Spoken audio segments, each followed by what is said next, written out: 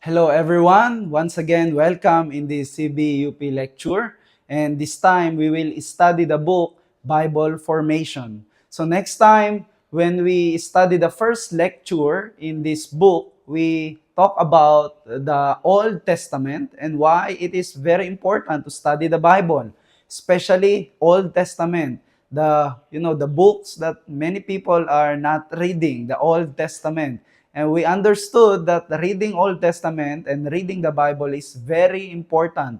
And this time, we will study more about the Old Testament and we will study the 10 eras in the Bible. So, while we study the 10 eras in the Old Testament, it can help us to understand more that the Bible is the whole story of God. And creation era is the first era that we will study among the 10 eras in the Old Testament. So if you are ready, let us start. Okay, so here, the first era in the Old Testament is we called creation era. Yes, creation era, the beginning of everything. You cannot understand the Bible without studying the beginning. Some people, they just read the beginning and they don't read the middle part of the story and the last part of the story. And some people, they just started reading from the New Testament. But this time, I want you to understand the history of God through creation. So, in the creation era, there are four main events. And those events are, first, creation, from the creation itself. And second, fall. After the creation, we know in Genesis chapter 3, the saddest history, the fall of men. And then after that fall, people keep sinning against God. And the Bible says their heart was full of evil all the time. So finally, God punished them and God sent the flood. So that's the third event in the creation era, the flood. That's the life of Noah and how God preserved the human race through Noah and the ark that God asked Noah to build. And then after that event, there is in Genesis chapter 11, the Tower of Babel. So after God preserved the human race, God told them after the flood to fill the earth, but they built the Tower of Babel. So these are the four main events of creation era.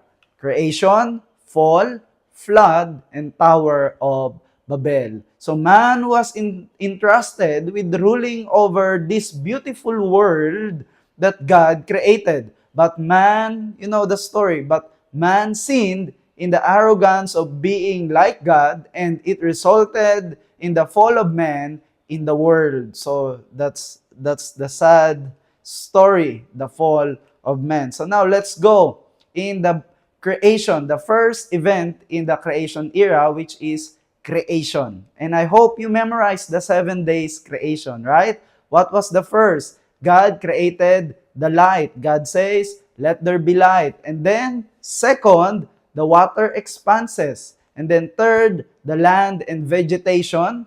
And then fourth, God created sun, moons, and stars. And then fifth, what God made is that He made the fish and birds in the sky. And then in the sixth day, God created the animals. And then finally, He created man. He created man in His own image. In the image of God, God created them. Okay, male and female. There's no other gender that God made. There's only two gender. Okay, male and female. That's what the Bible says. It is not what I said, but that's the truth. Male and female, God created them. So, in the seventh day, God made that day as a Sabbath, and God rest on that day. That's the 7 days creation. And I hope you memorize it because this is basic when we study the creation era. Memorizing how and what God made during the 7 days. Okay, so now the beautiful world and the humankind created in the image of God. So you will see that in Genesis chapter 1 to Genesis chapter 2. God made everything. So here we can see that God is our creator. He made everything. So nothing exists in this world accidentally. God made them. God made you and me. So creation is from God. He is the beginning of everything. Now people ask, then who created God? But we know the answer, the simple answer, God is not like us. For us to exist, we need the Creator. But our God, He is not, there is no time that there was no God. He exists. He is God from everlasting to everlasting.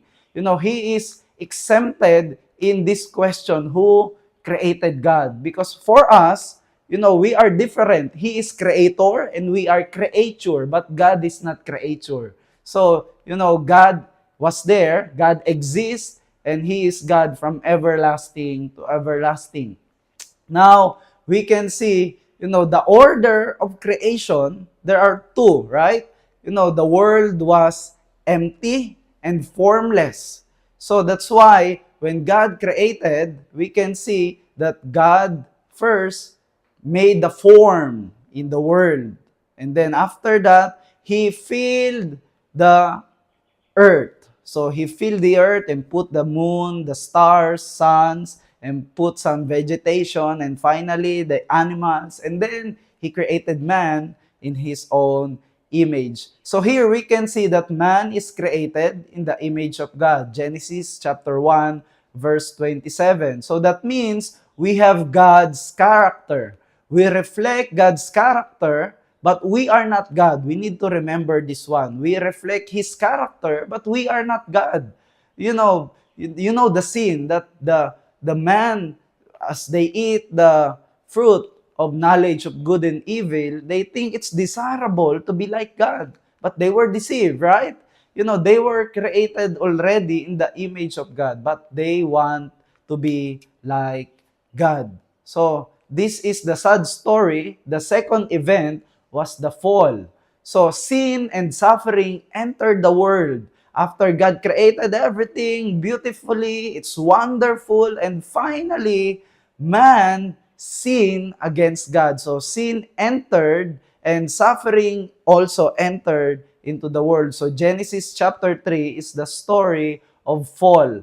So, the reason why we sin and why we are making sin and why we are sinners, and because it is started from that story, the fall. So number one, in this event, we can see the fruit of good and evil. God put these three, actually, the fruit of good and evil, the fruit, the tree of the knowledge of good and evil, and God gave them the warning, do not eat or touch it. For if you touch it or you eat it, you will surely die. But we know the story that Adam and Eve, they disobeyed God and they ate the fruit. So now the people ask, why God put this tree in the middle of the garden? So this is the symbol of God's authority. Man has authority to rule over all creatures. When God made Adam, God said, rule over all the creatures. But there is one thing that they cannot do. They cannot eat the fruit of the tree of knowledge of good and evil. But they disobeyed. And this tree is the symbol of God's authority in the Garden of Eden. Yes, the man has authority to rule over, but he must not forget that there is God and he is under God's authority. For us, yes, we have free will, but we are not God. We have to submit and obey our Creator. So in some part, it is limited because, we are not God.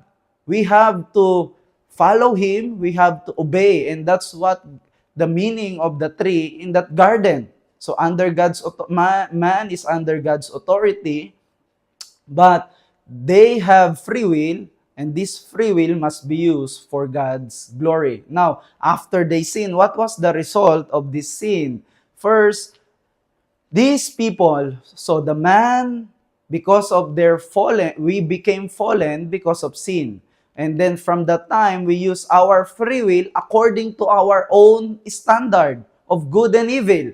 So we use our free will for ourselves and not for God. From that time on, man continued to do something against God. Man focus on himself, they do something for themselves and not for God. And then in here, we can see that man was driven out of Eden because of their sin. So man was driven out of Eden. We were kicked out of Eden because of sin. What does it mean? Separated from God. And sin continued to spread in the world. So outside the Garden of Eden now, the man, they cannot stay in the perfect kingdom of God because of their sin. You know, for us, we cannot enter heaven actually. We cannot come to God because of our sin. You know, because of sin, our relationship was broken and we were separated from God. Romans chapter 3, verse 10, no one is righteous, not even one. All of us were separated from God because of our sin. And Romans 3:23, for all have sinned and fall short of the glory of God. And because of sin, we cannot meet the standard of God. We cannot meet His standard. So that's why whatever we do, we cannot reach His standard. We cannot meet His standard. We cannot enter again in God's kingdom. And you know, in Genesis, we can see that after God drove man out of Eden, God put the cherubim to guard the garden so that the man cannot enter again, and put the flaming sword. So what does it mean? After we kick out of Eden, we cannot go back to God. We cannot, come to God once again. So this is really amazing, grace that God is the one who made the way to reach us, to come to us. We cannot come to Him, so God came to us. He sent His Son, Jesus Christ, so that we can come to Him. And then here, after the fall, we know the next story. The sin continued to spread again and again. Even Cain and Abel, they killed each other. And in Genesis chapter 6, verse 10, chapter 6 until chapter 10, we know how the fallen human continue in this world. So the sin is spread in the world, and the inclination of human heart was evil all the time. Not sometimes, but the Bible says all the time. Yan, that's the human heart. But Noah found grace from God. There is no exemption. All of us under Adam, all of us, we are sinners. But Noah found grace from God. God chose Noah, and people ask, why only Noah? Or why did God preserve Noah? We have to go back again in Genesis chapter 3, that after the man fall, after the man sinned, and God gave them, the curse, God also promised the Messiah in Genesis chapter 3, verse 15. And because God is faithful and God kept His promise, so He chose Noah to preserve the human race and to keep His promise. So here we can see that God kept His promise by preserving the human race through Noah. Okay, so here the flood came, you know the story, and many people died, and only the family of Noah was remained. And then after that, God told them again to fill the earth. But the fourth event in the creation era was the Tower of Babel. Again, this is the actual event revealing human sinful nature. After God preserved human through Noah, God told them to fill the earth once again. In Genesis chapter 11, we know that the people, they built their tower. And this is the actual event revealing human sinful nature. They disobeyed God. They did not follow God. So after God kept the human race through Noah, God told them to fill the earth, but they choose to stay in one place and build their own tower for themselves. This is what they say in Genesis chapter 11, verse 4. Come, let us build ourselves a city with tower that reaches to the heaven, so that we may make a name for ourselves, Otherwise, we will be scattered over the face of the whole earth.